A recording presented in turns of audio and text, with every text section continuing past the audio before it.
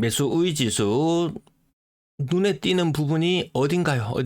예, 일단 여기 전체적으로 상승과 하락을 나타냈을 때 서울 제껴놓고 광역시, 6개 광역시 기준으로 봤을 때 요때가 6월 9일이 6월 3일 대선 이후에 모두 다 상승으로 돌아섰습니다. 분위기가. 그런데 불과 두 달도 되지 않아서 상승 두 군데, 하락 네 군데. 아니, 불과 한 달 만이네요. 거의 한 달 만에. 상승 두 군데, 하락 네 군데. 그 가운데 서울은 99.3까지 치솟았던 것이 55.2까지 심리가 급냉해 버렸습니다. 서울 다음 대구다. 아까 여기 서울 봅시다. 2009년도 기준으로 서울 미쳤습니다. 진짜 미쳤어요. 근데 이때 꼭지를 찍고 바닥을 내리막을 연장 2014년까지 내리막을 걸었습니다. 5년. 그 결코 작은 세월이 아니거든요. 5년 내리막을 걸었습니다. 그때 대구, 부산, 나머지 지역들 난리 났었습니다. 그래서 이 과거의 역사를 반추해 보니까 서울 다음은 지방이더라. 이때 경제 성장률은 한 3% 이상, 지금은 0.9%. 지금도 서울 다음은 대구. 이때 대출 총량제고 나발이고 없었어요. 이때 오히려 빚내서 집 사라고 권하던 시기. 지금은 2021년 이맘때부터 총량 규제 두드려 맞았죠. 이때부터 총량 규제 아마 시행했을 겁니다. 그 전까지는 막 100조고 1년에 가계부채를 막 100조 이상 늘려도 그냥 방관하고 있었습니다. 대출 총량 규제 이때부터 시행되고 나서는 사실상 서울 하나만 들썩거리는 정도. 서울 들썩거리면 인천이 좀 따라서 들썩거리는 정도. 그 외 사실상 대다수의 지역들은 총량 규제 이후로 박스권입니다. 이 박스권이 얼마나 길어질지 저는 모르겠습니다. 일본이 91년부터 거의 30년간 부동산 내리막길, 그러면 또 아주 소수에 맞죠. 아까 성원님이 말씀하신 것처럼 성공은 언제나 소수라는 그 말씀처럼 그 아주 진짜 소수의 어디 도쿄에 있는 중심 상가에 있는 곳에 그걸 가져온다든지 아니면 그런 쪽에 있는 맨션, 고급 맨션 이런 걸 가지고 온다든지 이렇게 해버리면 이때 안 되고, 전체적인 이 평균적인 모습으로 봤을 때는 91년 이후로 30년간 박스권에 갇혀 있었습니다. 우리는 이제 꼴랑 한 3년 정도 박스권 보면 되나요? 우리나라 기준으로 봤을 때 한 3년 정도 박스권에 있었습니다. 근데 이 박스권이 우리도 일본처럼 과연 얼마나 길어질지는 알기가 어렵습니다. 네, 아까 오늘 앞에 예를 들었던 우방 드림시티 같은 경우에는 지금 사실상 10년 동안 박스권이었잖아요. 중간에 가격이 2억 5천짜리가 거의 한 4억에 근접할 정도로 3.5억, 4억 갈 정도로 한번 삐죽 치솟긴 했지만 10년 전이나 지금이나 똑같은 2.5억이더라. 이미 10년의 박스권을 경험하고 있는 곳이기도 할 겁니다. 우리 이제 3년 박스권이에요. 3년 박스권. 조금 대구 기준으로는 4년 박스권. 이 정도로 보면 될 것 같습니다. 자, 서울이 95.1까지, 99.3까지 치솟았던 것이 55.2까지 급냉했습니다. 요 느낌이 좀 비슷한 것이요. 서울의 급냉, 요 느낌이랑 비슷한 게 차트상에서 봤을 때는 얘를 서울만 볼 수 있나?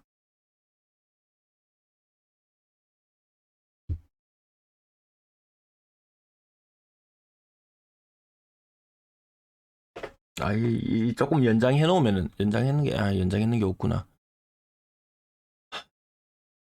이때 느낌 나지 않나요? 저는 이 역사가 요렇게 반복됐다. 요렇게 반복돼서 서울은 이제 정말 나락을 갈 것 같다. 그러면 지방 광역시의 시대잖아. 총량 규제가 없었다면 저는 이렇게 됐을 것 같아요. 부동산에 돈이 계속 흘러 들어가도록 내버려 뒀다면 정말이지 이런 세월이 왔을 것 같아요.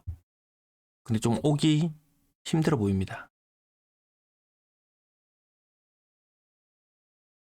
서울 0.43, 0.4, 0.29, 0.19까지. 자, 붉게 물들어 있는 곳. 주간 실거래가 기준으로 0.25% 이상 상승하는 곳이 없더라.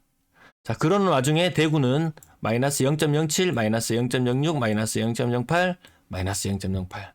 뭐 수성구가 살짝 플러스로 돌아섰다는 이야기도 있지만 수성구의 화려했던 거래량도 6월의 끝으로 수성구 전체는 아니고요. 네, 범어동을 살펴보니까 6월의 거래는 화려했어요. 그리고 그 이후로는 거래량이 조금 내리막이더라고요. 뭐 전세가 폭등 뭐 했지만 대구는 그마저도 보합권에 이르려고 했던 전세 실거래 지수도 오히려 낙폭을 키워버렸더라. 주간 신고가 비율 울산이 그나마 반짝, 좀 9%까지 올랐어요. 요거 뭐 건설사에서 매입을 했냐 그러면 이 비중이 확 뛰거든요. 그래서 9% 정도 수준이길래 제가 다시 찾아보니까 뭐 LH 대량 매입이나 이런 사건은 없이 찐으로 9% 신고가가 나왔습니다. 그런데 그 신고가의 내용도 그러니까 최신축의 비중도 있고 그리고 아주 오래전에 거래되고 거래 공백이 있었던 곳에 거래도 있고 그 질이 높진 않더라. 자, 주간 거래량 지금 아무튼 제1로 정권이 바뀌고 나서 거래량이 늘다가 대구 같은 경우에도 새 정부 출범에 600건 거래량에서 이번 주 450건, 460건 거래 수준으로 꺾이거든요. 인천은 서울 따라장이라서 800건 거래가 560건, 광주 360건 거래가 270건, 얘도 꺾이죠. 대전도 10% 감소, 울산도 완전 증가하는 건 아니죠. 근데 이 가중에 가장 눈에 띄는 것은 부산이더라고요. 부산이 주간 실거래 거래량이 760건, 730건, 760건까지. 아무튼 제일 눈여겨본다면 부산을 눈여겨봐야 된다. 광주는 진짜 보지 마세요. 광주는 제가 세대당 아파트 수 이런 거 계산해서 보여드렸지 않습니까? 세대당 아파트 수가 진짜 많습니다. 진짜 많아요. 광주는 10 아래 비리비리 그랬던 것이 대구가 과거에 그랬었거든요. 광주가 지금 딱 그 짝입니다. 너무 많아 아파트가. 인구수 대비, 가구수 대비 너무 많다라는 거죠. 대구보다 더 못한 것이 광주더라. 부산의 거래량 승천하고 있다. 여기서도 보면 인천이 서울 따라서 바로 잽싸게 꺾였고 하지만 부산만 나홀로 거래량이 치솟고 있더라. 너무 이슈가 많잖아요. 해수부 올해 내로 옮겨라. 도심적으로. 현대, HMM, 현대상선. 얘 아직도 현대상선이라고 안 하죠. HMM, 대기업 본사, 국민연금이 지분을 많이 가지고 있어서 그런가요? 네. 옮기라. 부산 너가 살기 힘든 거 안다. 도와줄게. 뭐 북극 항로고 뭐시고 했을 때 너가 잘 되게 해줄게. 이런 의지가 보입니다. 대구에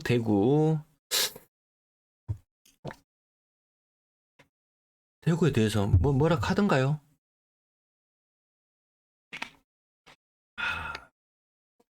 뭐 AI, 뭐 혁신, 뭐 로봇, 뭐 첨단 의료, 첨단 의료고 뭐시고 충청도 다 가져갔죠. AI 이제 안 내려옵니다. 해수부 직원들 부산 가라 그래도 삭발해 버리는데요. 그거는 못 가겠다.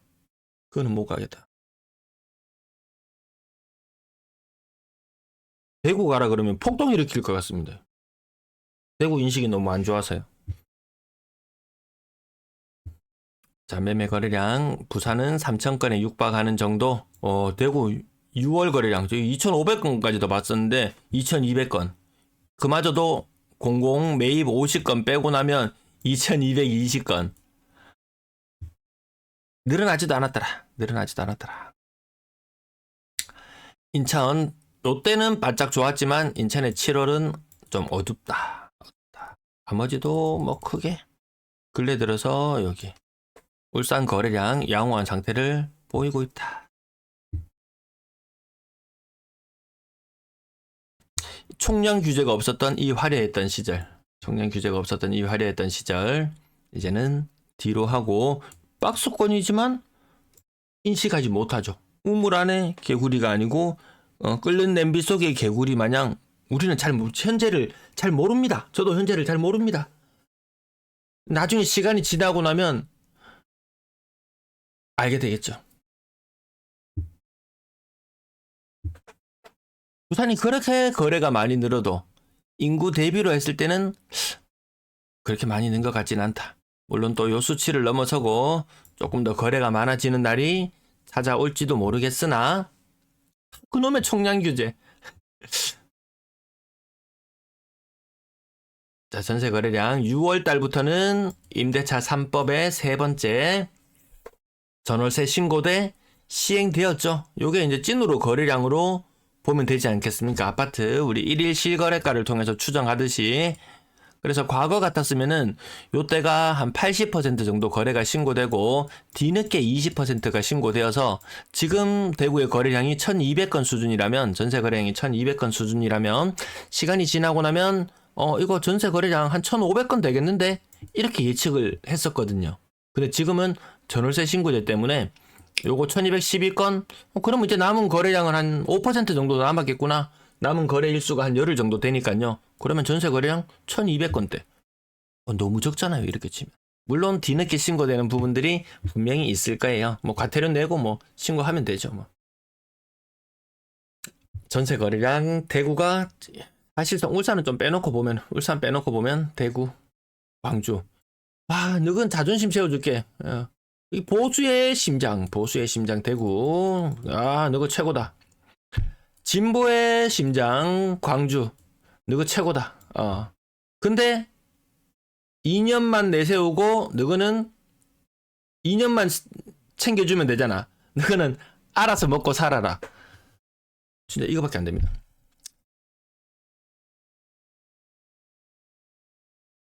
어느 분은 또 이야기하셨어요. 이 전력선이 지나갈 때 근데 지도를 그릴 수 있을래나? 포항만 그리면 뭐 이거 한국 지도인지 알겠죠, 뭐. 광주 있고 대구 있고. 아니 이거 발전소 원자력 발전소 같은 것들 해가지고 전력망 이거 다 올라가잖아요. 전력망 다 올라가잖아요. 이 못 만들죠. 지금 이거 강원도에서도 발전소 다 만들어 놓고 엄청나게 화력 발전소 만들어 놓고 와 이걸 못 만듭니다. 전력선 이동하는 것이 이게 뭐 10년이 걸릴지 15년이 걸릴지 누가 땅 내놓고 바보 되겠습니까? 이 선하지, 이 선 위에 전선 지나가는 거 밑에 있는 땅을 선하지라 그러죠. 선하지.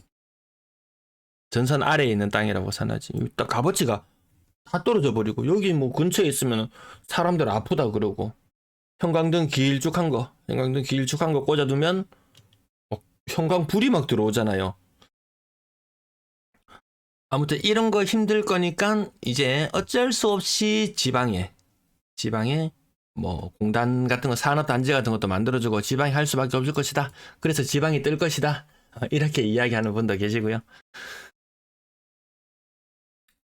제 개인적인 생각 같아서는 이 땅 다 사들여라. 야 도로 부지 고속도로 만들 때 땅 다 사가지고 안 합니까? 땅 다 사가지고 하듯이 뭐 고속도로 위에 거기 뭐 전력 전선을 고압철도 뭐 765킬로볼트인가요? 뭐 몇 메가볼트인가요? 모르겠습니다.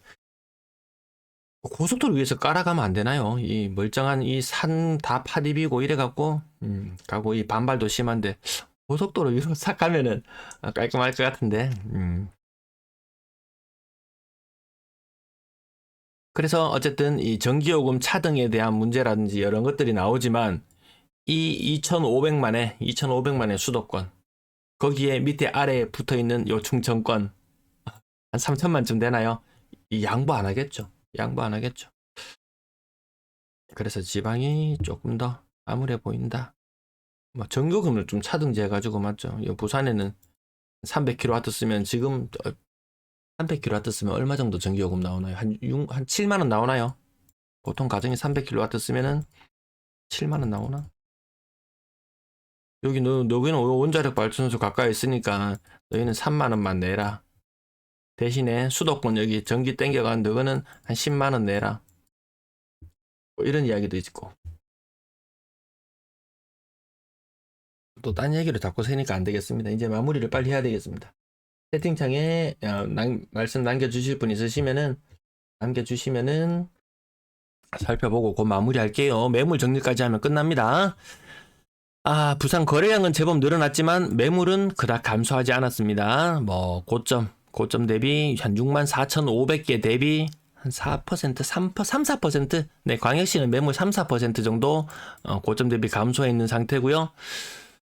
서울도 매물이 아직까지 늘지는 않았는데 서울은 임대 매물은 지금 바로 늘어나고 있는 게 보입니다. 이상하죠? 빚내서 집을 못 사게 하면 임대 매물이 작살이 나야 되잖아요. 근데 오히려 임대 매물이 늘어나고 있어요. 제가 서울 방송을 찍어서 올려드릴까나? 서울 방송 찍어서 올리니까 너무 안 보셔가지고 제가 이렇게 목을 한번 쓰는 게 너무 사실 좀 힘들어가지고요. 뭐 광역시는 그런데 그 가운데 좀 눈에 띄는 것이 인천의 매물이 좀 늘어나고 있는 것이 눈에 띕니다. 울산은 매물이 계속해서 줄어들고 있습니다. 한동안 반등했다가 다시 많이 줄어들고 있고요. 전세 매물까지 살펴보면 이제 마무리가 됩니다. 전세 매물은 다 같이 감소. 다 같이 광역시 전부 다 감소. 월세 물량을 제가 체크를 한다는 것이. 월세도 좀 늘어났다는 지역들도 대전이 좀 근래 들어서 월세 물량이 이런 시기가 좀 있었습니다. 다 줄어드는데 전세 매물, 월세 매물이 이렇게 폭증하는 시기를 거쳤는데 다시 줄어들고 있더라고요. 그래서 그것들이 많이 줄어들고 나면은 임대 물량이 많이 줄어들고 나면 분명히 무슨 또 사단이 날 거다. 그것도 더 지켜봐야 되겠습니다. 아무튼 먼저 줄어들었던 대구에서는 그렇다 할 이상 증세는 보이지 않더라. 대전 지역이 급격하게 늘었던 것이 다시 되고 같이 출발점이 이렇으면 나중에 뭐 도착점도 비슷하게. 오늘 영상 잘 보셨나요? 영상 잘 보셨으면 구독, 좋아요 부탁드립니다. 이 말씀을 제가 2년 만에 드리나? 구독, 좋아요. 이거 좀. 자, 채팅창 마지막으로 잠깐만 살펴보고 마칠게요. 영상 시작했는지가, 방송 시작한 지가 47분 지났습니다. 47분.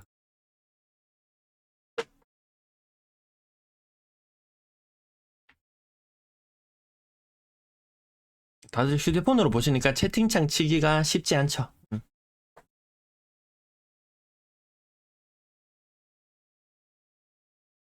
전세도 갱신하고 이런 것들도 뭐 새 아파트나 조금 입지가 괜찮은 곳들은 정말 매물이 정말 눈에 띄게 많이 줄었는 게 보이고요. 또 그 외 지역은 또 아닌 곳도 있고.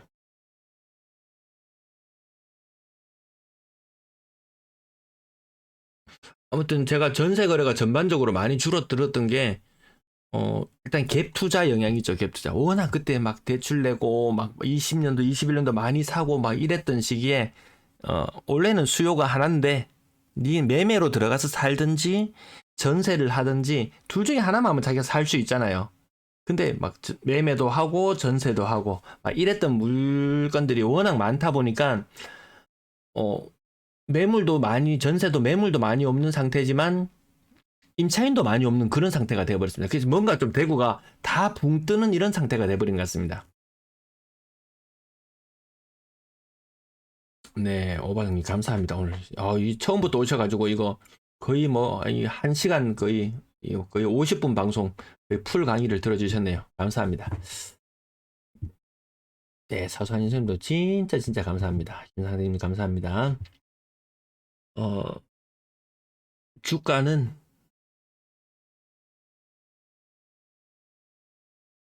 제가 그 책을 봐야 되는데 황소 그림 책을 봐야 되는데 황소 그림 책을 못 봐가지고 황소 그림 책이 딱 그런 시기들을 거치는 나라들의 표본이라서 지금은 주가는 제가 매일 보진 않아가지고요.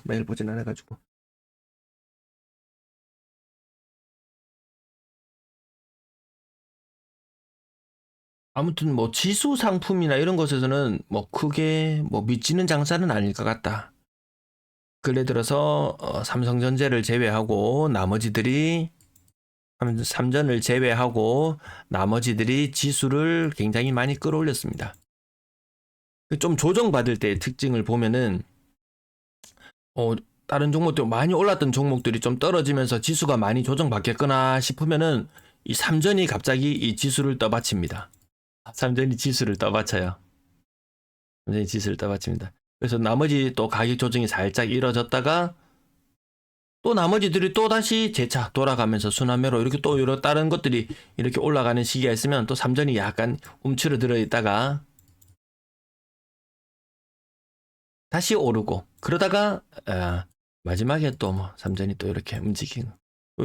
나스닥도 보면은 애플이 삼성전자하고 비슷한 것 같습니다. 애플이 삼성전자하고 막 지수가 막 조정받는 느낌 들 때는 애플이 약간 오르는 느낌이 들고 그러네요.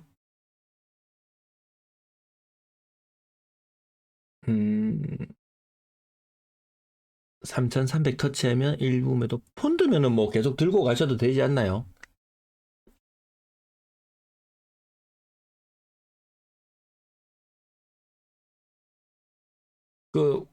아까 제가 영상 서두에 말씀드렸던 지금 워낙 단기간에 급등을 해가지고 코덱스 200 20년 수익률이 4,000원짜리가 10배.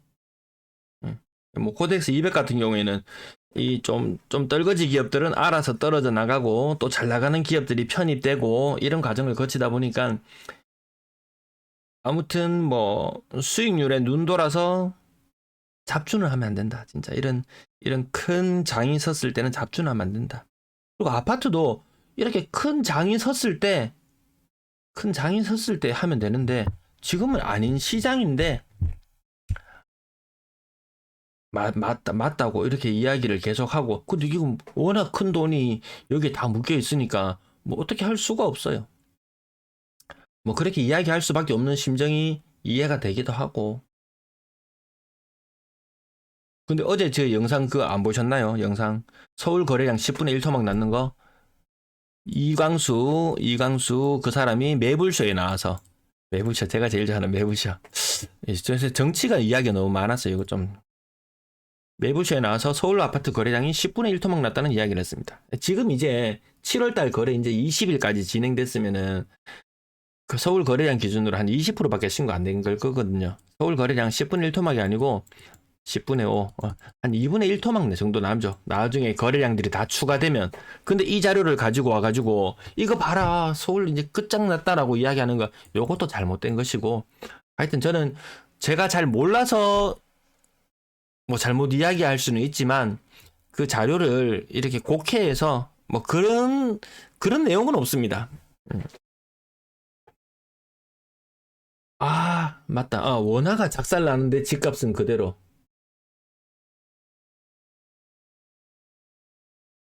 원하는 작살나는데 집값은 그대로. 그래서 막 외국 사람들이 한국에 집을 많이 사니 뭐니 그 숫자 자체가 일단 그런 제 영상에도 그런 댓글이 달리는데 뭐 중국 사람들이 집을 많이 사고 뭐 하는데 그 숫자가 진짜 얼마 안 돼요.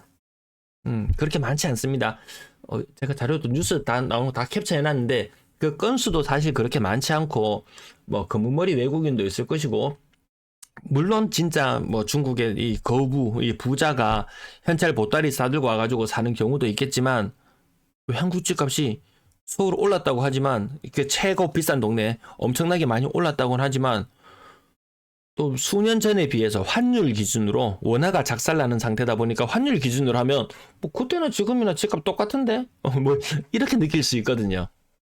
그래서 뭐 한국 사람 중에서 뭐 미국에 살고 있고 다시 한국에 투자용으로 집을 사려고 뭐 또 미국 돈을 모아놓고 있다 보니까 한국 집값 보니까 싸졌는 거야. 집값은 그대로인데 아까 오늘 영상 처음에 나왔던 2억 5천짜리 아파트 기준으로 10년 전과 지금을 비교해 본다면 2.5억짜리 아파트가 2.5억이 되어 있는 상태다. 2.5억짜리 아파트가 2.5억이 되어 있는 상태다.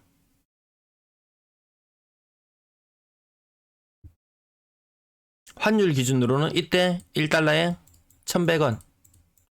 지금은 1390원 정도 하니까 1400원. 20, 한 27% 정도 까였나요? 예. 달러 기준으로는 수익률 마이너스 27%. 오 마이 갓.